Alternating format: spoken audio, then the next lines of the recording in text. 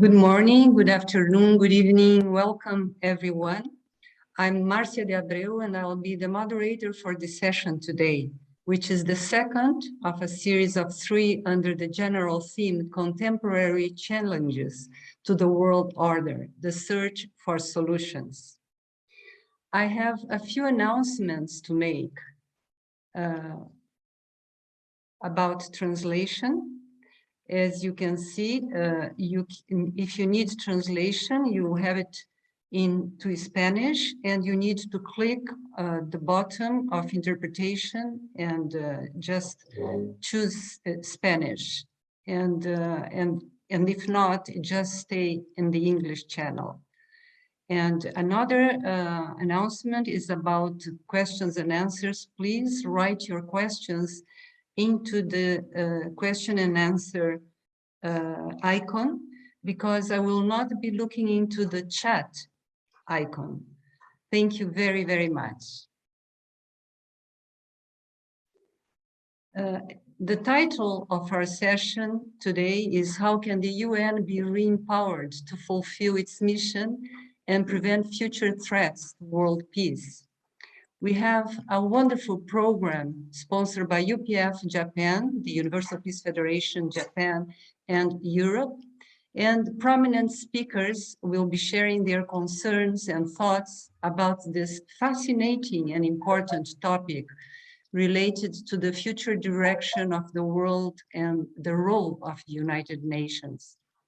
We are really honored to have such distinguished and qualified speakers, such as Dr. Nobuyasu, former UN Under-Secretary General for Disarmament Affairs, Ambassador Makarim Wibisono, former permanent representative of Indonesia to the UN both in Geneva and in New York, Ambassador Domingo, currently Ambassador of the Philippines to New Zealand and former Ambassador of his country to the UN, Bishop Wibisono, former president of the Lutheran World Federation, and Dr. Thomas Walsh, chairman of the Universal Peace Federation International. Welcome, everyone. Without further ado, I would like to start by inviting Mr. Mark Brann to offer welcoming remarks to the discussion. Apa nih orang muda nggak? Ini, oke. Thank you, Marcia. Yes. Thank you very much. Sorry, I have not introduced you. Shall I do that? Mark Brann is the Director for Europe, the Middle East and Africa of United Press International, Vice Chair of UPF Europe and Middle East, and Director of the International Summit Council for Peace, Europe and Middle East. You are welcome, Mr. Brann. You have the floor. Thank you, Marcia. Distinguished panelists and dear webinar participants from Europe and the Middle East and around the world, a heartfelt welcome to you all to this UPF webinar. We're going to be discussing potentially very important structural and cultural changes that might help to make the UN better able to fulfill its fundamental purpose of enabling the various nations around the world to live in peaceful and productive coexistence, or as we say in Universal Peace Federation, or as we would put it, to coexist in interdependence, mutual prosperity, and according to universal values. The topic of UN reform has been brought to the fore by the current crisis in Ukraine, but has been very much an ongoing one over the past several decades, although mostly carried on out of the spotlight of widespread public debate. At UPF, we feel that UN reform needs and deserves much wider discussion and debate, and we are determined to try to promote it.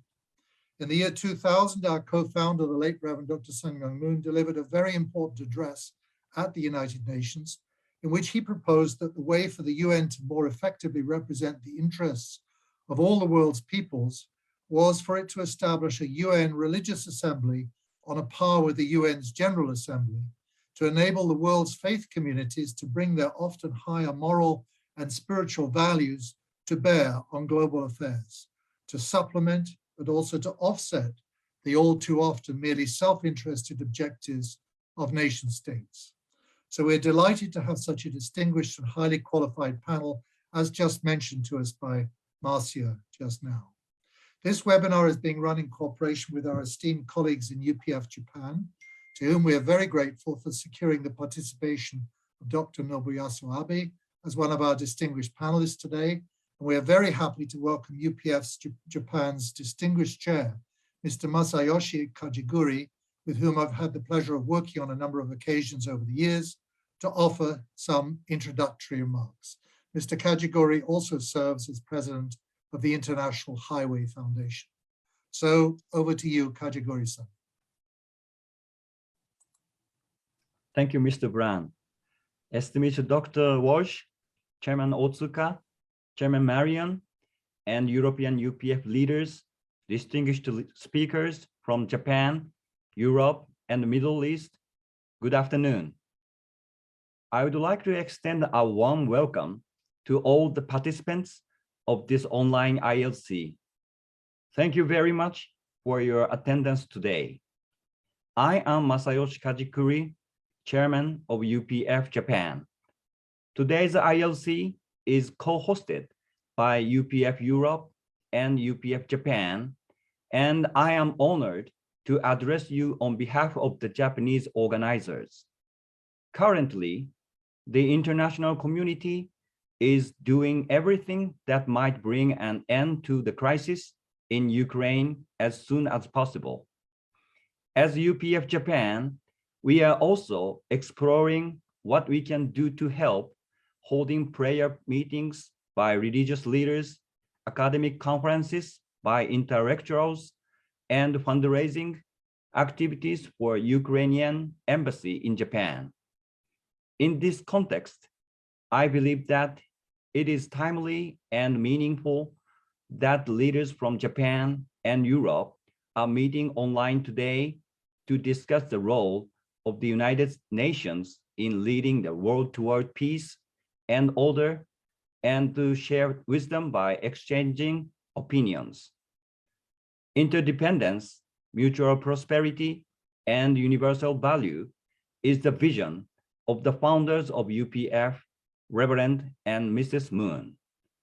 Based on this vision, UPF is developing activities that complement the role of the United Nations and provides a framework which enables the nations of the world to work together to achieve lasting peace based on common values upon which all humanity can stand. I hope that today's discussion will be fruitful and meaningful, deepening the cooperative relationship between Europe and Japan, and eventually leading to order and stability in the international community and the realization of the ideals of UPF. Thank you very much. God bless you all.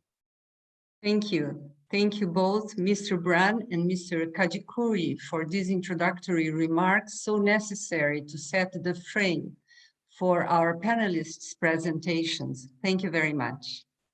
Before I give way to the panelists, I would like to remind them to keep the allotted time of 8 minutes for their presentations.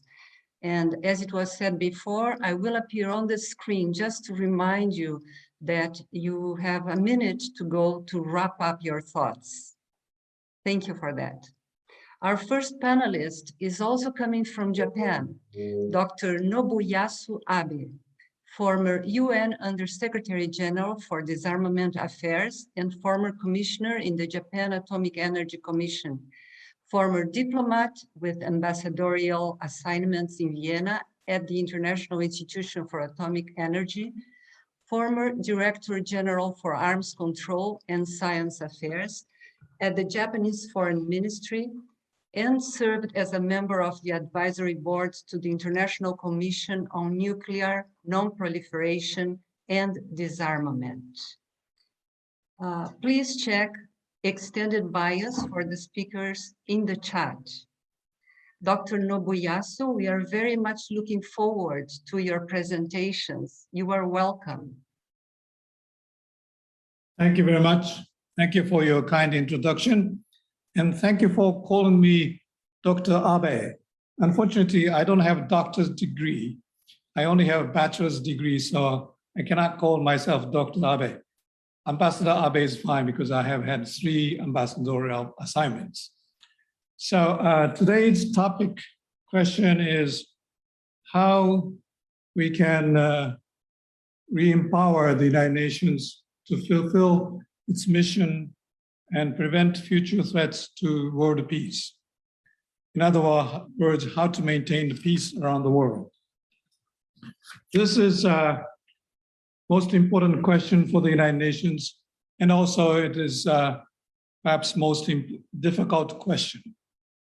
I think there are 3 main areas where the United Nations can work to prevent recurrence of a war and to keep a peace. First one is advocacy function. That is to advocate the need to maintain peace, avoid fighting. That is a role. And basically it is a force of persuasion that is behind this advocacy. Second role the United Nations may play is a role of mediation. Usually the Secretary General of the United Nations goes around where the disputes are occurring, where the fighting has erupted, to persuade them not to go to fighting or stop fighting. That sort of role of mediation is very important to create and prevent actual war fighting. Last of all, there's a legal force of the United Nations.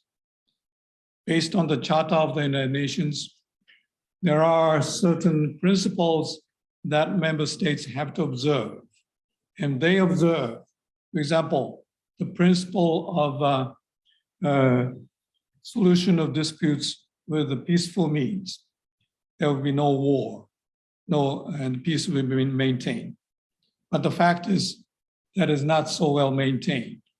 So I have to look into all these 3 subjects to see where the problems and what we can do.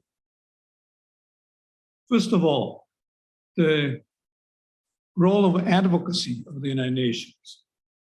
It is basically power of persuasion to stop war or order something to do. This, however, the power of advocacy does not have a direct force to stop war fighting or order to do something. It has only long-term indirect impacts to move nations and the people to do something or not to do something. So in the United Nations, basically, this role is performed by the General Assembly, which can adopt resolutions with a recommendatory force to tell the countries to do something or not to do something. And also sometimes the Secretary General does it, and also the Security Council does it. Well, advocacy power is not just weak. The recent example is TPNW, the Treaty to Prohibit Nuclear Weapons. This treaty came out of the General Assembly, and it started from the movement by the voluntary conferences on the terrible humanitarian consequences of the use of nuclear weapons. The idea to create a treaty came out of those conferences and finally negotiated in the General Assembly and adopted by the General Assembly. It came into force last year, and there are increasing number of countries adhering to this treaty. So this eventually may be able to stop nuclear weapons, abolish nuclear weapons, and prevent any nuclear war. In this sense, interreligious assembly, the assembly of variety of religions, can also have such an have a function to advocate peace and call for the prevention of threats to peace. And so I think there's a role for this interreligious assembly to play. Second one is a mediation, which is practical action to avert confrontation. Usually it is the United Nations Secretary General or his special representative who performs this role as a mediator in a very discreet manner behind the scene to mediate conflicting parties, to avert confrontation, or to cease fighting that has already erupted. There are many demands for such a role, but it is not easy to succeed. Currently, as I checked, there are some 29 special representatives of the Secretary General working, for example, on Somalia, Iraq, Western Sahara, and the Congo. Many problems are there. It is not easy to succeed in this mediation efforts. There are some successful cases. For example, Matti Ahtisaari, Finnish Under-Secretary General of the United Nations, succeeded in stopping the fighting in Southwest Africa and bringing country Namibia to independence. Yasushi Akashi, the Japanese Under-Secretary General of the United Nations, succeeded in bringing peace to Cambodia. But in the meantime, later he failed to bring peace to former Yugoslavia. So it is not an easy task. There are even tragic cases. For example, Sergio de Mello was killed in a bombing in Iraq after the Iraq War. The famous case was former Secretary General Dag Hammarskjöld, Swedish, who was killed in a plane crash in the Congo when he was trying to stop fighting in the Congo. So for this purpose, I think you need a dedicated, skillful negotiator who can win respect of both parties of the conflicts and persevere with his, her, or her mission. It is a very difficult task, and perhaps you also need a good luck to succeed. One idea I can come up with about the Secretary General's role in this way is for him to forget about to get re-elected for his second term. He has a 5-year term, and usually one Secretary General wants to continue for the second term. But for that purpose, he needs support of many UN member states, including 5 permanent members who have veto power. If he thinks so, he has to hesitate to do something, this or that. So he should forget about it, that he can become bolder in the mediation efforts. Last of all, there are legal force of the United Nations which enforce the peace according to the UN Charter. The main principles written in the UN Charter are very often violated today. It says peaceful settlement of disputes. Yes, if this principle is maintained, there should not be any war. But the fact is, there are many of them. Also, principle of respectful territorial integrity and political independence. Well, if this principle is observed, Ukrainian conflict would not have started. Unfortunately, it did. Non-interference in domestic affairs of other states. Again, if that big country did not think about this, Ukrainian crisis did not occur. So those principles have to be strictly observed. But the fact is, in fact, those principles are interpreted in many ways and people differ from one to another. And the enforcement of these principles are ultimately up to the International Court of Justice and the Security Council.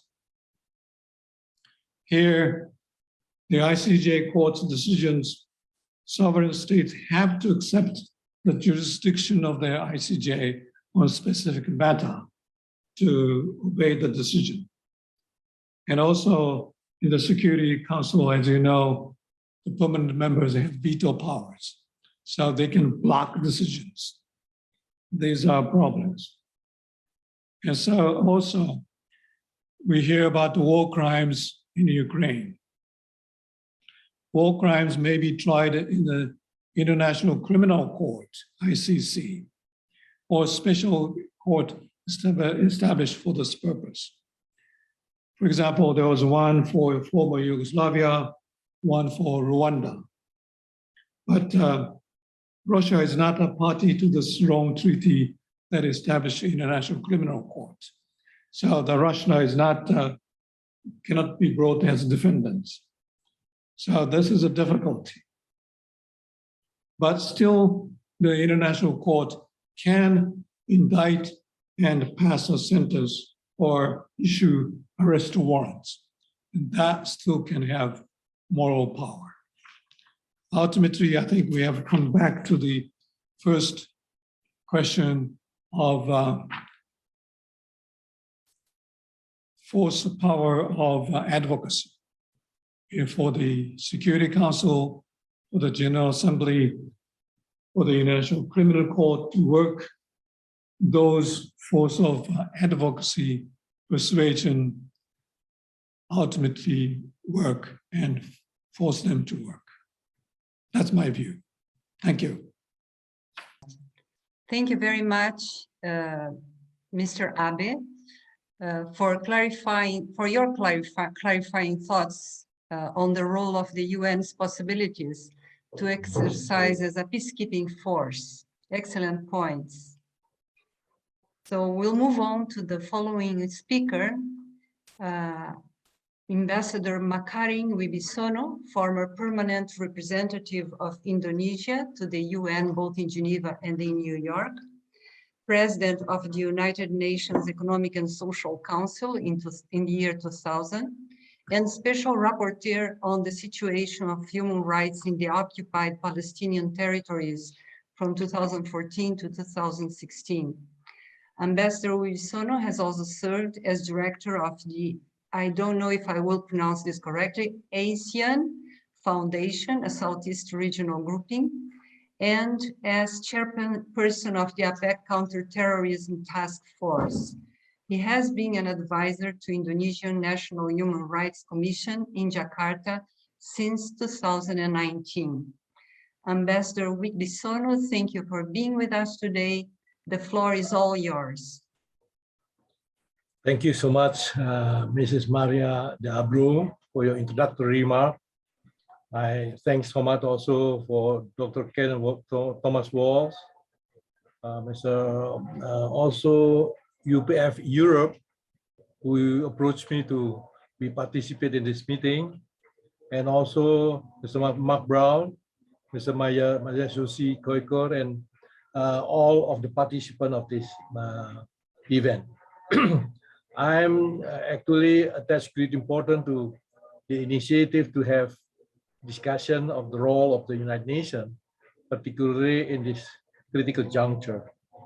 We are now experiencing the situation when we have a trade war between China and the United States. We have a dilemma of pandemics, that experienced by all over the world. We have also problems in Ukraine, between Russia and Ukraine, and then we have now having a problem of international economic stagnant. It is difficult for every country to try to develop their own economy. So I think there is a question: how can United Nations to be actors that can be resolve this challenge to us? Yeah, I try to look at the history of the United Nations, start from the beginning in 1945 till the process in the 19 as well as recently. I was actually very touched by the observation that made by Secretary General of United Nations. He made a statement in 1986. He said that there is a lack of unanimity among government, especially among the permanent members of the Security Council, and a lack of respect for and failure to cooperate with its decision. So there is such kind of like disunity among the permanent member of the United Nations, and also there is no respect of the member of the Security Council on the decision taken in the past, addressing the problem that we're facing by the International Security Council.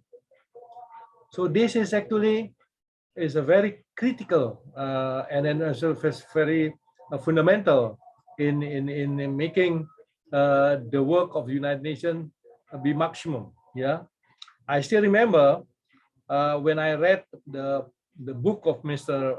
Professor Grayson Kerr. He mentioned that the role of the unity of the member of the Security Council, it is very fundamental. Yeah, he mentioned in his book, yeah, if this solidarity fails, then the security enforcement arrangement will assuredly fail. So how can you make a good decision if there is no unanimity? Yeah, we know all that in order to get such kind of resolution, we do need 9 votes. But between among the 9, 5 should be a vote of the permanent member.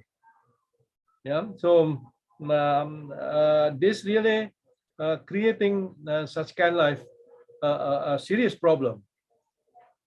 Besides that, we also observe that there is such kind like a tendency in the international relation that actually creates such kind like situation that make every country become more difficult to interact with the others. For example, why it happens like that? Yeah, I observe that there is such kind like there is in disharmony between the geoeconomics and geopolitics. Yeah, in the past, if there is geopolitics is actually in a good mood, and then the economic will be go also in the same direction. And also there is a serious problem of no trust among the member of Security Council, particularly the permanent member of Security Council. The trust deficit is actually make a serious to the role of the United Nations in responding to a crisis in the world. We know, for example, that there is a problems in Myanmar with regard of Rohingya, yeah, that about more than 600 people was moving from one state, yeah, to Bangladesh, yeah, but the United Nations can do nothing, yeah, because of there is no unanimity in terms of meeting of mind. How can United Nations do to address it? And then we see how is the problem in Syria, in Syria. We are aware that more than 600,000 people already killed. Yeah, this creates a lot of migration in Europe. Yeah, and then this United Nations can do nothing to address it. This is because there is no trust among the permanent member of the Security Council.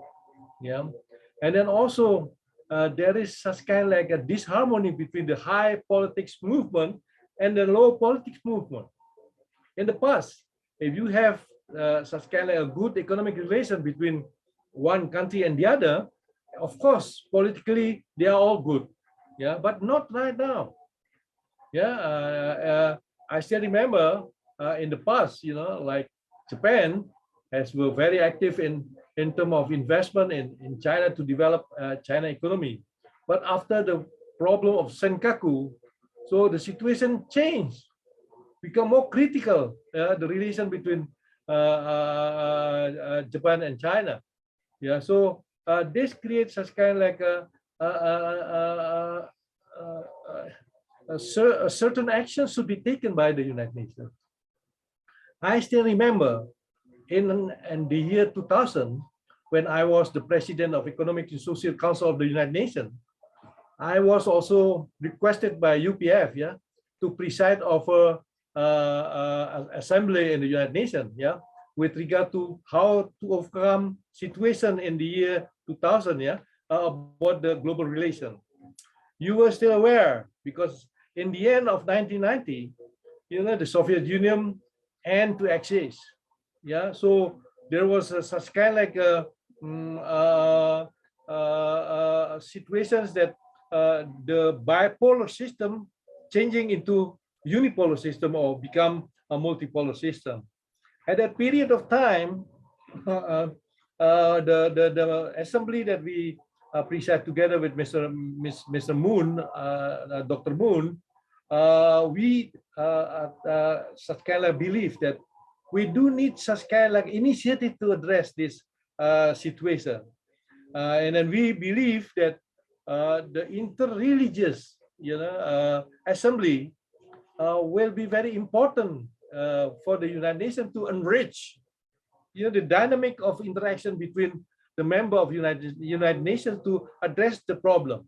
Beside the General Assembly, beside the Security Council, yeah, we should need such kind of like the interreligious assembly to provide such kind of wisdom, not only political interest or such kind of like political maneuver, but wisdom, yeah, a religious wisdom to overcome the problems that are actually serious to the global politics. Yeah.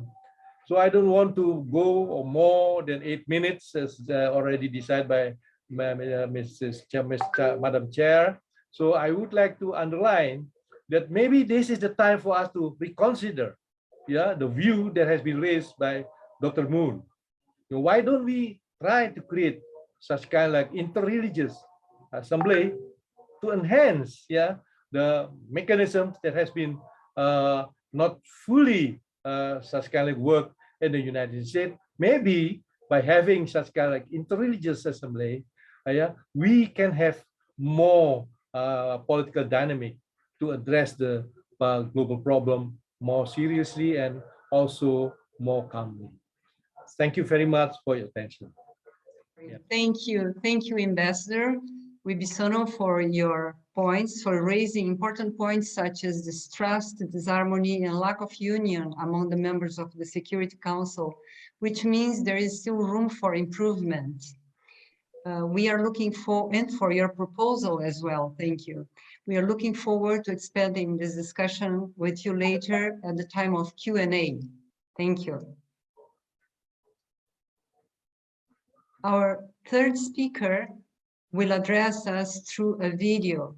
Ambassador Dr. Jesus Domingo is a career diplomat serving as ambassador of the Philippines to New Zealand and has served to Saudi Arabia as well. He represented the Philippines mission to the UN in New York and Geneva and served as an assistant secretary of Foreign Affairs for the Philippines in the UN and as the Secretary General for the National Council for the UN Peace. Currently Ambassador for the Philippines to New Zealand, as I said before. I would like to add that Ambassador Domingo is in New Zealand right now, and it was very difficult for him to join in person this webinar, but he immediately decided to send a video message in order to participate in the program. We are very honored for your participation, Ambassador Domingo, in this way. Thank you, and let's watch his video. Kia ora, magandang umaga po, and greetings from Wellington, New Zealand. It's my great honor and privilege to join you for the 2022 International Leadership Conference of the UPF. The theme, Contemporary Challenges to the World Order, the Search for Solutions, is a most apt one. And in this part of our conference, we're discussing how can the UN fulfill its peace mission and prevent future crises in the world. Well, the UN was founded on a vision of lasting and meaningful peace for humanity, coming as it did out of the Second World War. While it has and continues to have its critics, the UN remains our most important platform for the achievement of peace. The call to more closely engage religion, given that the vast majority of our global citizens are adherents of a faith, remains an important and vital advocacy. As the UN has bodies and councils for a wide range of concerns for peace, development, and humanitarianism, why not a body for faith? While, of course, we do have existing platforms for cross-cultural and inter-civilizational dialogue and whatnot, we have yet to have a more meaningful body for our religions. Faith is discussed in the UN system, but not in an engaged and regular and systemic manner. Given the continuing importance of faith and religion for the majority of mankind, it behooves the UN system to consider the establishment of an Interreligious Council, or IRC. I've had the privilege of working with the world's leading advocates for such an endeavor, particularly the visionary statesman, Jose de Venecia, the past Speaker of the Philippine House of Representatives, a pillar and champion of global interfaith dialogue and the IRC concept. The Philippine government itself has led in the UN system's interreligious initiatives, such as the Tripartite Forum for Interfaith Cooperation and Peace. In my time in the UN in Geneva, I was privileged to have worked with our mentor, Ambassador Makarim Wibisono of Indonesia, the UPF, particularly Heiner and Carolyn Hanshin, and the academic and faith communities of Switzerland in forming the Geneva Interfaith and Intercultural Alliance. Among our activities was a holding of a model IRC for students, like the popular Model UNs, which simulate the UNGA and other bodies, successfully held all around the world. It was a great proof of concept. As we look around the world today, it is tragic that wars continue to engulf us in all corners of the world. Tragically, much of the killing is in the name of belief. But given the enduring power and influence of religions and our religious leaders, given their efforts at peacemaking, does it not behoove the UN system to maximize their potential? With due respect to our diplomats at the UN, our political leaders, we need all the help we can get. And in many cases, and again, with all due respect, people will not necessarily listen to ambassadors, foreign ministers, prime ministers, or presidents, but rather to their imams, their monks, their priests, their preachers. It's high time we get them on board in the UN. One of the most valuable lessons I've learned as ambassador to New Zealand is the importance of inclusivity and multicultural approaches. Its success in battling COVID and on being on top of world ratings for good governance and being a favored country for migration and investment, it owes much to its embrace of diversity stemming from its Treaty of Waitangi framework, which forged a partnership between its indigenous Maori people and settlers from Europe. I invite all of you to study it, for it is a great template for all societies. The Christchurch mosque shooting tragedy of 2019 and New Zealand's exemplary response of love and compassion only strengthen the New Zealand template. It's high time the UN adopt this spirit of inclusivity and to welcome rather than be wary of religion. Even if the IRC could just stop one death, an IRC would be definitely a plus to our diplomatic efforts at stopping violence and fostering harmony. It would be well worth it. As the Holy Quran states, if you save the life of just one person, it's like saving all of humanity. Ngamihi, maraming salamat po.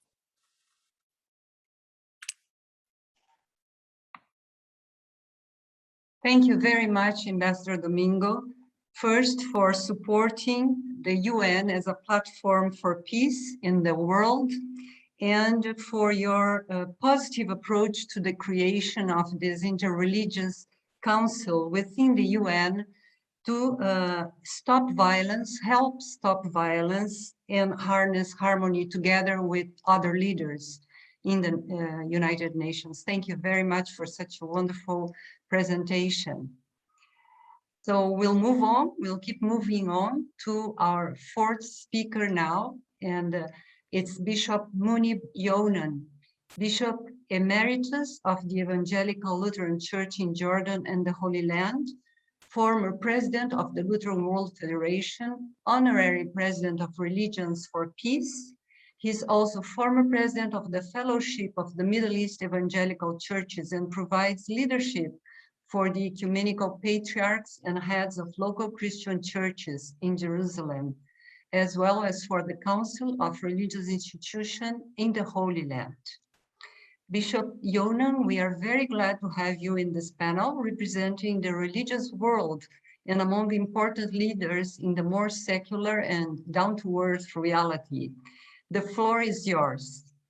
Thank you very much, and greetings from Jerusalem that needs your prayers for justice. Since its establishment, the United Nations as an international organization founded in 1945 is committed to its mission, that is maintaining international peace and security, developing friendly relations among nations, promoting social progress, better living standards, and human rights. I totally agree with the declaration of the incumbent Secretary General, Mr. Antonio Guterres, who said that the UN's mission is more important today than ever. It's only through working together that the world can fulfill its ambitions, such as preventing conflict and wars, promoting sustainable development, upholding human rights, and protecting the planet. One must admit, as we have heard, that the UN has succeeded in some cases, in some parts of the world, to end conflict and foster reconciliation by conducting operations in dozens of countries such as Cambodia, El Salvador, Nicaragua, Namibia, Mozambique, among others. UN agencies and programs have helped many countries to put in practice the global strategy, providing legal assistance and promoting international cooperation against terrorism. However, the UN did not succeed to fulfill its mission in other places. People are asking, why couldn't the UN avert the war between Russia and Ukraine? Why couldn't the UN solve the Israeli-Palestinian conflict since 1948? Why didn't the UN implement the resolutions taken in its Security Council, such as 242 and 338, as well as 194 adopted by the General Assembly and others for the Middle East? Another question, why is the Human Rights Council in Geneva more forthcoming and daring than the UN in New York? All these questions are valid. There are many different reasons. One of the arguments is that the UN is not more powerful than national governments. This can be noticed in the veto system that in the hands of some permanent countries. The veto system is the remnant of the imperial system of the Second World War. Many countries have asked that the UN to rescind it as the geopolitical system, and the world has changed today after more than 70 years. The Security Council should also widen its membership to represent all 5 continents and to empower the UN to continue its peacekeeping missions in resolving conflicts.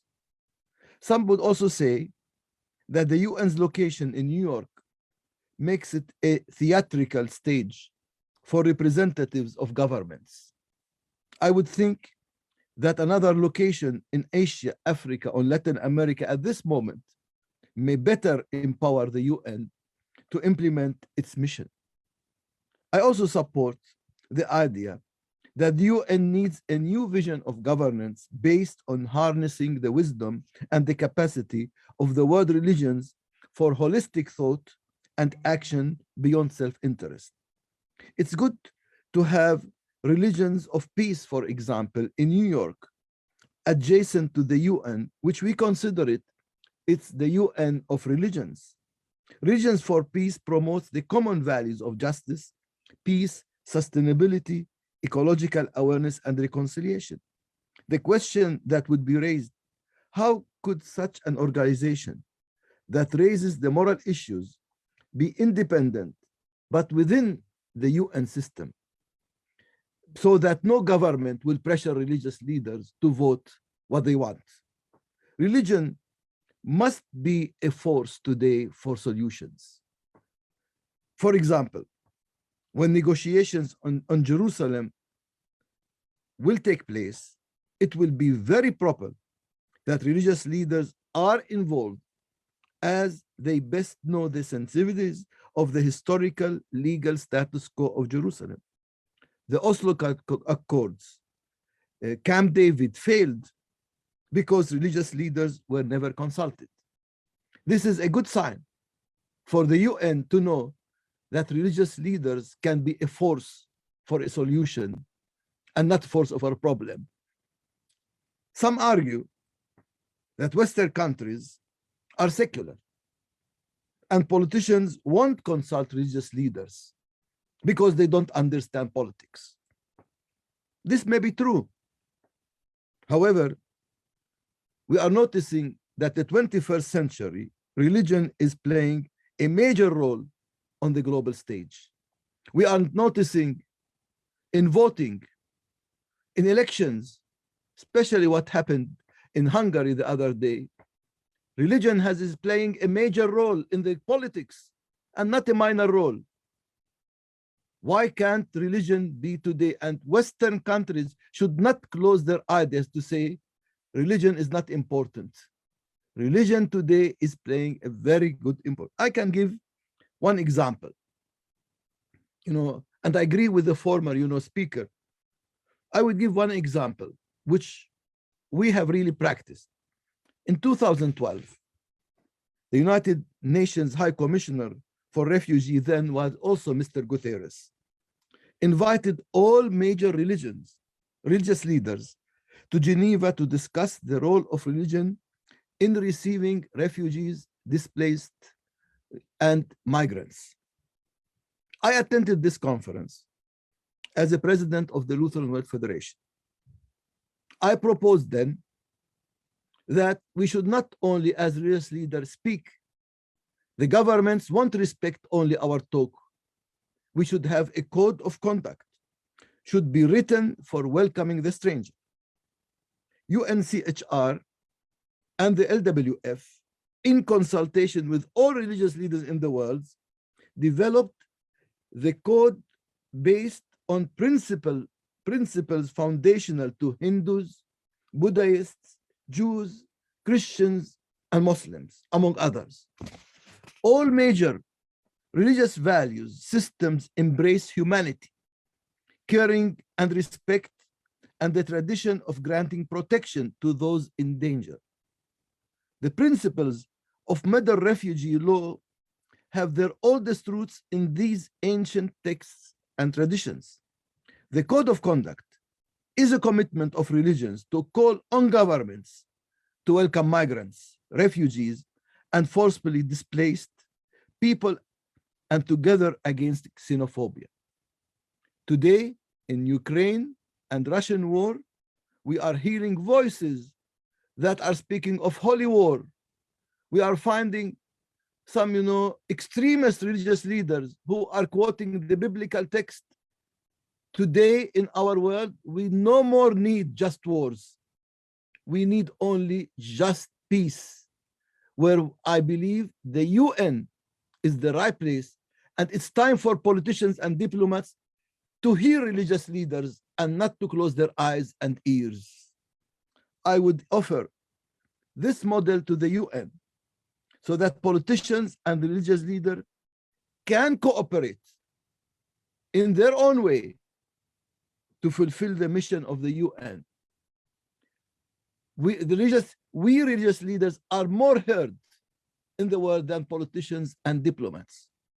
And if we want to fulfill the UN vision to live in a world of peace, justice, and reconciliation, religious leaders must be part of this system. Thank you, and may God bless you.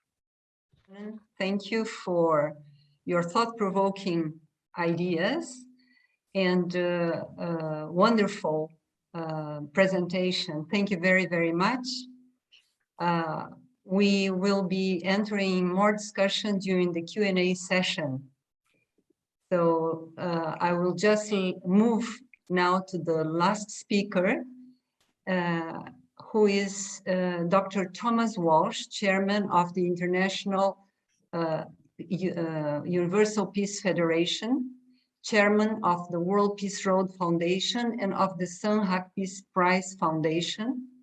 He also serves on the International Council of the World Association of Non-Governmental Organizations and the International Coalition for Religious Freedom. Dr. Walsh, it's a pleasure to have you and listen to what you have to say.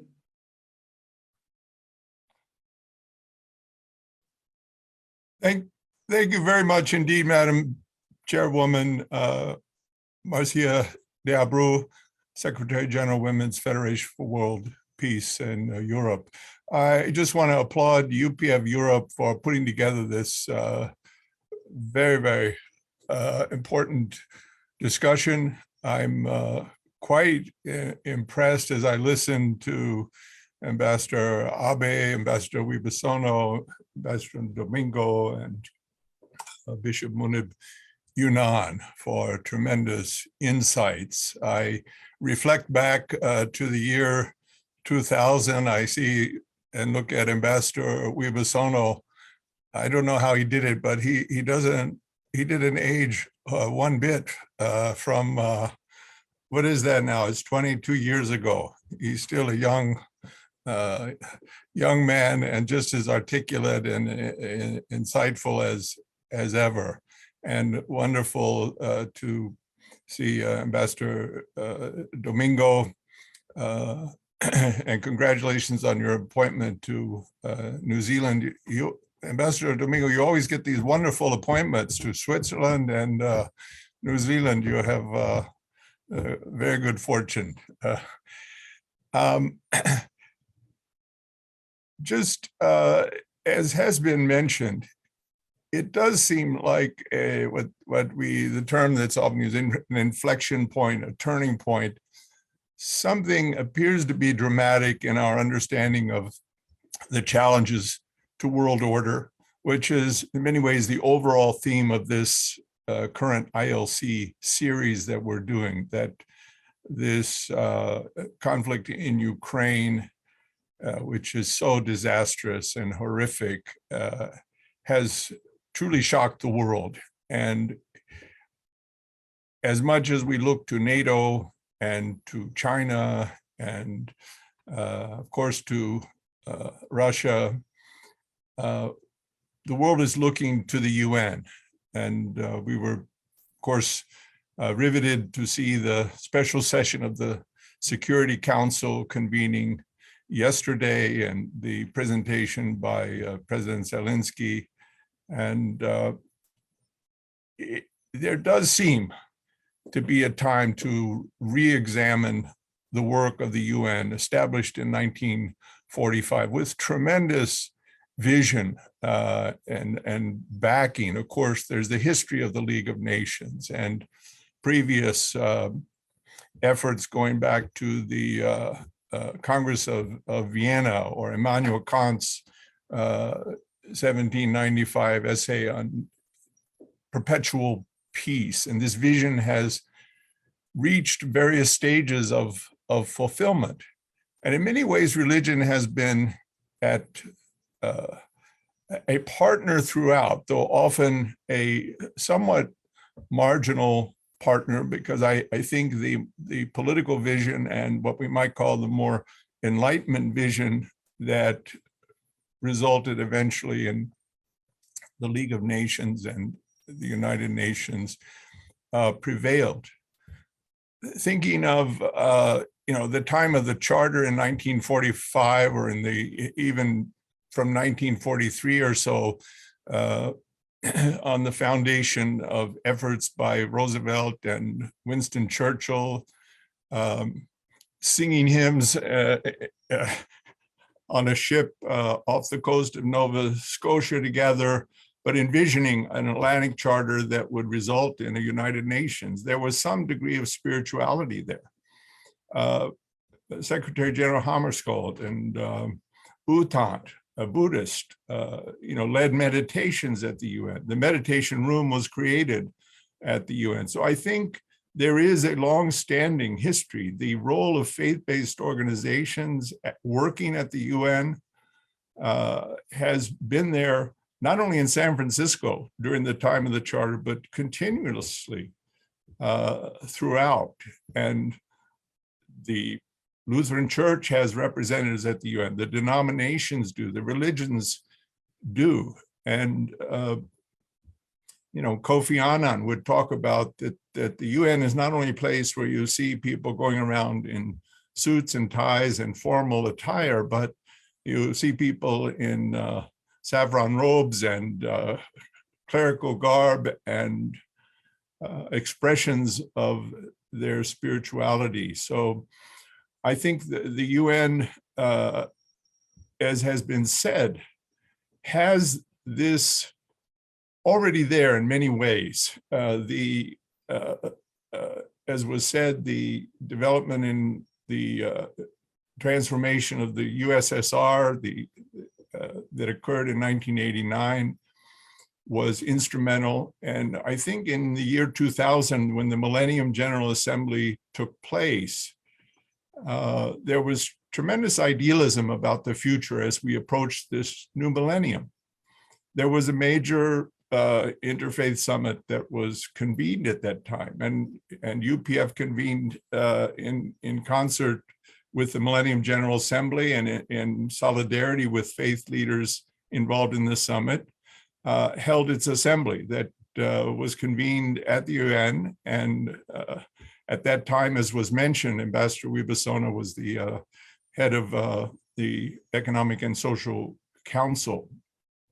And many were on the platform from the UK, Edward Heath, and Under Secretary General Vorontsov, and Richard Thornburg, Oscar Arias, Rodrigo Carazo, major figures who played important roles in the UN and peace. And yes, Reverend Sun Myung Moon proposed this idea of the Inter-Religious Council. It was very innovative, very specific, moving from the general idea of the role and importance of religion and interfaith. It made a very specific proposal. Along with Ambassador Domingo, I applaud Speaker Jose de Venecia, who was electrified by Dr. Moon's proposal and began to be an evangelist for this idea. He spoke to George Bush and Condoleezza Rice, Colin Powell, and Ambassador Negroponte. He talked with President Magapagal Arroyo, and she also became an advocate. And progress was made, and a unit to explore the concept was established. Other initiatives were brought into being that I think represented not specifically creating a major organ of the UN that would stand alongside the General Assembly, Security Council, and Economic and Social Council, but new agency, the Alliance of Civilization was, as was mentioned, was formed, which was a certain way of talking about the role of culture and religion as much as the geopolitical and geoeconomic. The World Interfaith Harmony Week was established through the leadership of the Jordanian mission and His Majesty of Jordan. So progress is being made. An interagency task force was set up on religion and sustainable development. We know that religions have been central to the environmental movement, and you see faith-based organizations at the UN. But I think we are at a critical time for the world, but also for this body, whether it's time for some kind of examination of the charter. I know many have proposed that. I know it's extremely difficult, but Ambassador Wibisono was exactly correct. It really comes down to the P5 and their ability to cooperate and live in trust with one another. And that has been a big challenge. So I'm grateful for this discussion.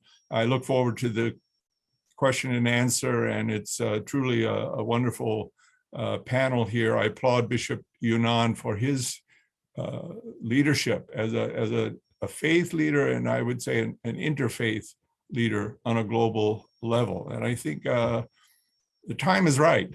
So let's continue this conversation. And thank you again, UPF Europe, for putting together this important forum today. Thank you. Madam Chair, I turn the floor back to you. Thank you, Dr. Walsh, for such a fascinating presentation on the history of the UN and its future possibilities. Thank you. Let me ask our technician, Victor, to bring everyone to the screen now. Is it possible, Victor, that we are all on the screen? I would like to, okay. Yes, I would like to thank our honorable speakers for their enriching contribution to the discussion on how to re-empower the United Nations so that it can fulfill its purpose of being a force for peace in the world. Thank you very much. Now it's time to open the floor for questions, and I will invite Mr. Heiner Hansching, coordinator of the Interreligious Association for World Peace and Development in Europe and the Middle East, to lead us through the questions. Thank you, Mr. Hansching. Thank you very much, Madam Chair. It's so great to see you, Ambassador Wibisono. Happy, long time no see, and thank you also for the other distinguished speakers. It's great to see you all, and I have received some questions here, and I have to say, very unfortunately, there's a great skepticism towards the UN, and maybe we have to just face that some questions may be a little bit troubling. But first, I would like to address a question to Ambassador Abe, who very clearly actually distinguished, divided 3 points, which he would say are the functions of the UN and the possibilities.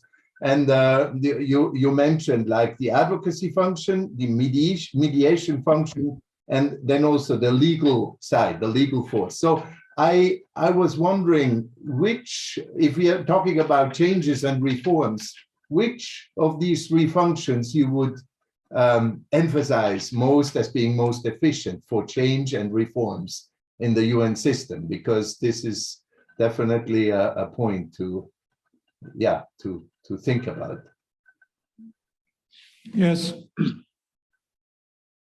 I think for the practical purpose of improving the United Nations, the 2 factors, the legal force and advocacy force have to work. Both of them have to work. First, advocacy force would press the Security Council, for example, to change. But because ultimately, to change the system, you have to change the Charter of the United Nations, for which you need to have support of the 5 permanent members. There you have veto again. So without them agreeing, you cannot change. But you can press them to change by using the force of advocacy. Basically, well, a lot of people don't like veto powers because they block any good decisions. President Zelensky of Ukraine is saying this. But basically, in international politics, if simple majority rules, it's a sort of terror of majority. The minority will be terrified by the strong force of majority decisions. So minority has to be protected. And the veto power is one way of protecting certain views in the United Nations. But giving them absolute power to block any decision is too strong. So there has to be good balance between them. There are many ideas proposed to change the UN Security Council veto system. Some proposed 2 vetoes should count as a veto. So not only Russia, but someone else also has to, permanent member has to support it. So that's one way of doing it. But as you can see it, if Russia and China agree to support each other, they can still block it. So some ideas, weighted veto system. Well, perhaps the US is the strongest, Russia may be next. So give them, say, 20% veto, 15% veto, and so and so. Well, there are many ideas, but none has come out yet. But I think somehow you have to come up with a realistic way to change the system of veto so that Security Council can operate a little better. Okay, thank you very much. I think this was a very difficult question, but you answered brilliantly. Thank you so much. My next question I would like to address, it was a question that came from Austria, and I would address it to Bishop Yunnan about the idea of an interreligious council, how to prevent that religious leaders come into such a council that are basically used for political purposes. How would you create such an interreligious council? Is there any screening? Would you do any screening for creating such a forum of religious leaders who could be like in an upper house? And what are the criterions? Do you have to ask God for that? Well, God works through human beings, right? You see. And well, I think, it is not that easy. But at the same time, this is the reason when I propose that it should have an autonomous status. Okay. The more it's more autonomous from the voting of the UN, of the UN, and that's the reason, where we have a problem, and we must admit that some religious leaders are in the hand of their politicians, and they move, and we have seen it in the Ukrainian, Russian war and in other wars, and I think this is counterproductive for what we are saying. We want religious leaders who are independent, or let me put it in my language, to have a prophetic voice of morality. And that is really different than, bringing just religious leaders who will pamper politicians and diplomats in order to get their interests. So my interest, you see, my interest as religious leaders is to find justice, peace, and not to have only, the shared security, but to have the shared well-being of all countries and humanity, poor and rich countries. And I think here that is very important, you know, to do it. Of course, we must find rules and regulations if we want to have this autonomous body where in the UN that will work on these issues so that we don't bring some people, you see, who are just, you know, problematic or who won't only want to turn the table. I think we must really, as we did, I gave the example of UNCHR when we wrote, you know, you can read it on your internet, welcoming the strangers, you know, affiliations, you know, affirmations of religious leaders. Such, you know, morality, when you give to the politicians, they will appreciate it. And that's what I mean, you see. Okay, thank you. Thank you so much. Very good answer. Thank you very much.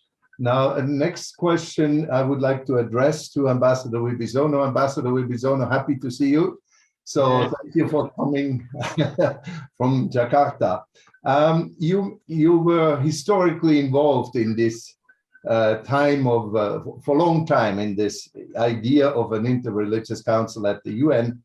But very frankly, how much are the chances that such reforms could be made? I mean, we have positive developments in terms of reforms. You were one of the last presidents of the Human Rights Commission, I think 61, but there was after a change to Human Rights Council, which is definitely an upgrade. And could you imagine, could you maybe comment on these reforms and how maybe this could be applied to the reform that would bring in maybe an interreligious council? So I don't know if it's complex, my question, but. Yes, thank you, Mr. Hansen. I miss you for quite a long time. Yes. So I'm very happy to be able to talk with you and also to get in touch with you. As you were aware that in the past, all of the politicians as well as the diplomat or the foreign ministers consider that the United Nations is intergovernmental body. So therefore, the participant of the discussion and the policy making in the United Nations should be also the country, member of the United Nations.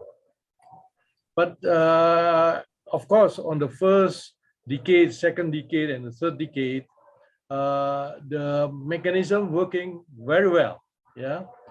But as you are aware, there is such kind like a development in terms of communication, in terms of interaction between government and the non-governmental activities. And then when we talk about the environment, for example, it is difficult to think that only one country can decide the solution for the problem of environment. It should be, cooperation among the all stakeholders in the world. For example, if we have a problem of climate change, is it possible that all of government cooperation can afford to address the issue of the climate change alone? It is impossible. We have to engage the participation of the private sector. We have also engaged the participation of civil society. And then we have to work hand in hand to address the problem. Now, for example, I talked earlier on the issues of the inaction of Security Council, with regard to important crises that are faced by the global community. This is happened because there is a loss of trust.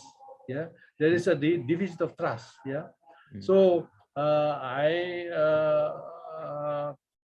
listened carefully with the Bishop about the need of morality. The need of morality to enrich our perception with regard to the counterpart of our negotiation, for example. Because up to now, each one has no trust at all on our counterpart on this. How can you expect, such kind like a constructive agreement to continue if you don't trust each other? So this kind of a problem can be addressed by the interreligious council, because interreligious council will give the values, will give the morality, will give a good behavior among the actors of the political discussion. So this may give such kind of like a guidance to address all of the participants of discussion to give and take, and come to agreeable solutions to everybody, and then to reach agreement. But it should be based on trust. So in this kind of things, I consider the idea of the past Reverend Moon is really very important. Because the Interreligious Council can do a lot to bring about a spiritual feeling and trust, on the way people behave and the way people communicate each other to see some way out on the resolution. Thank you so much. Thank you very much, Ambassador Wibisono. Last but not least, Dr. Walsh, very happy to see you on our call. Wonderful on our webinar. I would like to ask you one question. I mean, that was mentioned also from Europe. How can organizations like the UPF be effective instruments for change and reforms within the UN system, like our relationship with the UN? Well, that's a great question. And I think being an NGO that seeks to contribute, to serve, to be consistent, to organize programs, you're a good example, Mr. Henshin, and you and your lovely wife, Ms. Carolyn Henshin, that kind of work of working, rolling up our sleeves, working together. The faith-based organizations that work in New York and Geneva and Vienna and other places around the world are already making a tremendous contribution. None of us alone can turn the wheel of history.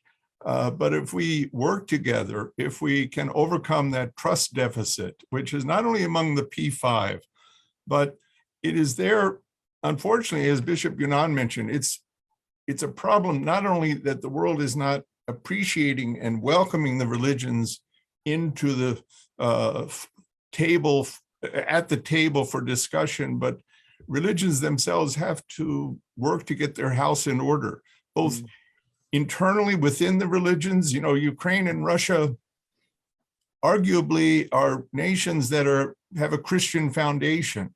So, and there's something there that is a factor in this conflict. It's not a religious war, but we can't really just pick out one area. Oh, it's an economic war. It's all about oil. That's not quite it. It's not all about political power. The cultural, religious, civilizational aspect is there, the differences, nationalism in that. So we've got to work very holistically. And I think NGOs help in that regard. And so I applaud the work that you're doing, that UPF Europe is doing in the Middle East. We've worked for decades on our Middle East Peace Initiative. We are trying to make impact on the Korean Peninsula to promote peaceful reunification. So I think we have to be steady, to continue our work, to do like the UN is doing, convene, always bring people together like we're doing right now. And we learn from one another, we dialogue together, we make some contribution to overcoming that trust deficit. I like that term. We build the global social capital that is the role of civil society and NGOs to do. that kind of breaks the gap between the nation state or the international organization and the individual. There's intermediate ranges of ordinary life where we go to our mosque and temple and church, and we join communities, and we have neighborhoods and communities. We need to pull all of that together, and NGOs fill in that gap. So I think we just keep doing what we're doing, work to continually improve, be self-critical. The religions need to be self-critical, looking at themselves honestly in their internal relations and the relations with other religions and their relations with the broader society. I'll conclude by saying I think that was really Father Moon's tremendous insight, and Mother Moon. They both spoke that day on August 18th, 2020 at the UN. And it was an effort to bring into dialogue these two gigantic spheres of human life, the sphere of national identity and the administration of a state over a group of people within sovereign territory, and that grand sphere of our understanding of the meaning and purpose of life, which is, generally speaking, been institutionalized through religion and the great teachers of religion. So kind of taking those isolated dialogues among the nations, isolated dialogues among the religions, and creating a great global dialogue between, so to speak, the nations and the religions. And I think that is needed. And I'm re-encouraged by what I'm hearing today. So thank you, Mr. Henshin, for that question. Thank you very much, Dr. Walsh. I think our time, we're in time a little bit tight. I would have had lots of more questions, but I will give it back to our Madam Chair. Sorry for a slight going over the time, but I think it was worth it. Thank you very much. Thank you. Thank you, Mr. Henshin, for your great support in this part of the program. And I'm really sorry to have to interrupt it, because this is an exciting moment of exchange and share more freely. We had a brilliant webinar because we had brilliant speakers, experts on the issue that we are dealing today. Many thanks to all those who formulated the questions, and of course to our panelists. It's time to close now, and I would like to say just a few words to close.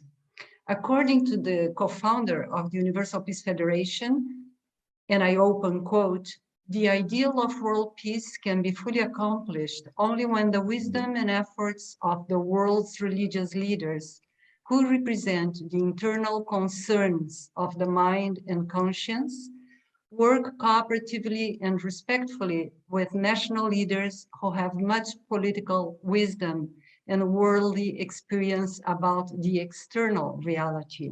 And I close quotes. My impression is that this discussion today serves as a good example of leaders from the different spheres of human affairs coming together and joining their hearts and minds to reflect and propose solutions to the many problems existing in our world without disregarding any aspect of human life. We very much hope that today's webinar can stimulate a wider debate on this topic, and we are certainly sure that the Universal Peace Federation will continuously hold this kind of exchange in the near future. And we hope other organizations will do the same, with the aim of re-empowering the United Nations and ushering in a world of peace. I can only say a heartfelt thank you to our panelists for your great contribution, and to our dear audience. May God bless you all.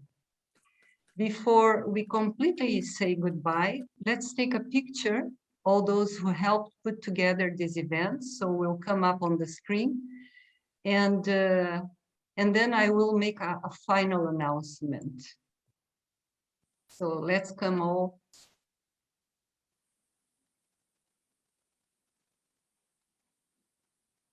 Are we all? I cannot see all on the screen. I don't know if I have difficulty.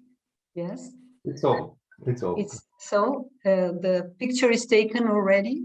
Yes, yes. Thank you, Victor. And just please, we would like to announce our third session, which will take place tomorrow, toward an interconnected world, the Peace Road Initiative. This is tomorrow. I just can't see it's tomorrow, but I can't see the time. I'm sorry. At 10 a.m. Yes, at 10 a.m. So thank you very much. Thank you, Ambassador Wibisono, Ambassador Abe, Bishop Yonan, Ambassador Domingo, Dr. Thomas Walsh. Thank you, everyone. Thank you for this beautiful and insightful webinar. Thank you.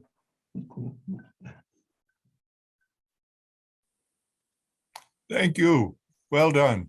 Thank To you. everyone. Thank you, everybody. Thank you very much. Thank you, everyone. Thank you, Thank you. all our panelists. Thank you. Bye-bye. Thank you. Thank you. Great job.